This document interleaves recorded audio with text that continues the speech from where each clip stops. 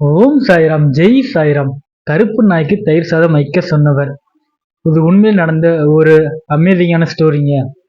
எப்படின்னா, யாராவது ஒருத்தருக்கு மலேரியா காய்ச்சல் வந்திருக்கு. அவங்கள போய் ஏதோ ஒரு கோயிலுக்கு முன்னாடி ஒரு கருப்பு நாய் இருக்கும், அந்த நாய்க்கு தயிர் சாதம் வைங்க, உங்களுக்கு மலேரியா காய்ச்சல் குணமான்னு சொன்னா நீங்க நம்புவீங்களா? ஆனா அப்படி ஒருத்தர் நம்பி ஒருத்தர் செஞ்சாருங்க. சொன்னவர் யாருன்னு நம்ம எல்லாத்துக்குமே தெரியும். யாருன்னா, எப்போ நம்ம கூடவே இருக்கக்கூடிய ஷீரடி சாய்பாபா. அவர் சொன்னாரு, அதை நம்பி ஒருத்தர் செஞ்சாரு, அவருக்கு மலேரியா காய்ச்சல் குணமாயிருச்சு. ஆமாங்க. அவர் பேர் பார்த்தீங்கன்னா பாலகணம் சிம்பிங்க. அவருக்கு மலேரியா காய்ச்சல் வந்து ரொம்ப தீவிரமாயிருச்சு. அவரும் நாட்டு மருந்தான கஷாயம் குடிச்சு பார்க்குறாரு, மருந்து மாத்திரை சாப்பிட்டு பார்க்குறாரு. எதுவுமே சுத்தமா கேட்கலைங்க. கடைசி என்ன பண்றாருன்னா, எப்படியாவது சீரடிக்கு போயிருவோம். போய் பாபாவ பார்த்தோம்னா, நமக்கு ஏதாவது ஒரு மருந்து சொல்லுவாரு, இல்லைன்னா ஏதாச்சும் ஒரு ஆலோசனை சொல்லுவாரு. நம்ம அங்க போவோம் அப்படின்ட்டு, அவரும் சரின்ட்டு கஷ்டப்பட்டு போய் பாபாவ பார்க்க போறாருங்க. பாபா அவரை பார்த்து பாலாவை பார்த்து என்ன சொல்றாருன்னா, வாங்க பாலா அப்படின்னு கூப்பிடுறாப்படி. கூப்பிட்டு பாபா எனக்கு இது மாதிரி மலேரியா காய்ச்சல் வந்துருச்சு, என்னால் ஒன்றும் பண்ண முடியல, என்ன செய்யணும்னு சொல்லி கேட்கும்போது, பாபா என்ன தெரியுமா சொல்றாரு, பக்கத்தில் ஒரு லட்சுமி கோயில் இருக்குங்க, அங்கே போங்க. போனீங்கன்னா கருப்பு கலர் நாய் இருக்கும். இந்த நாய்க்கு பார்த்தீங்கன்னா தயிர் சாதம் கொடுங்க அப்படிங்கிறாரு. பாலாவுக்கு ஒரே குழப்பம். என்னடா நம்ம உடம்பு சரியில்லைன்னு நமக்கு ஏதாச்சும் மருந்து சொல்லுவாரு, இல்லை வேற ஏதாச்சும் ஒரு ஆலோசனை சொல்லுவாருன்னு பார்த்தா, போய் பக்கத்துல கோயிலுக்கு போக சொல்றாரு. அங்க ஒரு கருப்பு கலர் நாய் இருக்கும். அந்த நாய்க்கு வந்து தயிர் சாதம் வைக்க சொல்றாரு அப்படின்னு ஒரு குழப்பத்தோட இருக்காரு. ஆனா என்னன்னா, அவருக்கு ஒரு நம்பிக்கை. யாருக்கு? பாலாவுக்கு.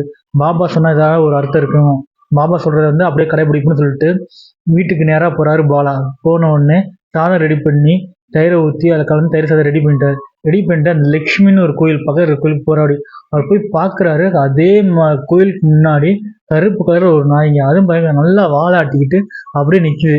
இவர் ஒரே ஆச்சரியம். என்னடா பாபா தான் சொன்னார் லட்சுமி கோயிலுக்கு போங்க, ஒரு கருப்பு கலர் நாய் இருக்கும், அந்த நாய் தயிர் சாதம் வைங்கன்னு சொன்னாரே. ஆனா பார்த்தா கரெக்டாக அவர் சொன்ன மாதிரி கருப்பு நாய் இங்கே ஒன்று இருக்கே அப்படின்ட்டு நேராக பாலா வந்து கருப்பு நாய்கிட்ட போறாரு. போன உடனே தயிர் சாதத்தை கொடுக்குறாரு. அப்படி கொடுத்தோடனே வச்ச உடனே அந்த நாய் என்ன பண்ண, தயிர் சாதம் சாப்பிட்டுட்டு கொஞ்ச நேரத்துல பார்த்தீங்கன்னா அவர் பாலா திரும்ப வீட்டுக்கு போறாரு. வீட்டுக்கு போய் கொஞ்ச நேரம் கழிச்சு அவருக்கு மலேரியா காய்ச்சல் போயிடுச்சுங்க. இந்த ஜுரங்கிறதே இல்லைங்க. ஒரே ஆச்சரியம். பாபாவை நம்பி போனோம், நம்ம உடம்பு வந்து முழுசாக குணமாயிருச்சு அப்படின்ட்டு தினசரி பாபா வந்து வழிபட ஆரம்பித்தார் பாலகரன் சிம்பி. அடுத்து இன்னொருத்தர் இருக்காருங்க. அவர் பேர் பார்த்தீங்கன்னா ஆலந்தி சுவாமிங்க. அவர் என்ன பண்ணுறாருன்னா, பாபாவை தரிசனம் செய்கிறதுக்காக ஷீரடிக்கு போகிறாரு. அப்படி போகும்போது பார்த்தீங்கன்னா அவர் சரியான காது வலிங்க.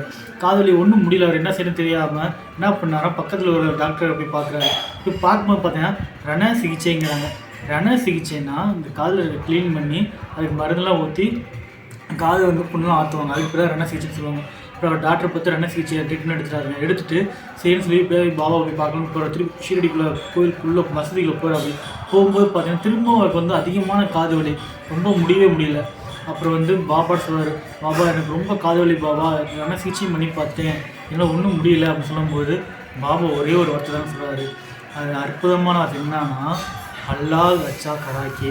திரும்ப சொல்கிறேன், அல்லாஹ் அச்சா கராக்கி. அல்லாஹ் அச்சா கராய்க்கானா என்ன அர்த்தம்னா, கடவுள் நன்மையே செய்வார்னாங்க அர்த்தம்.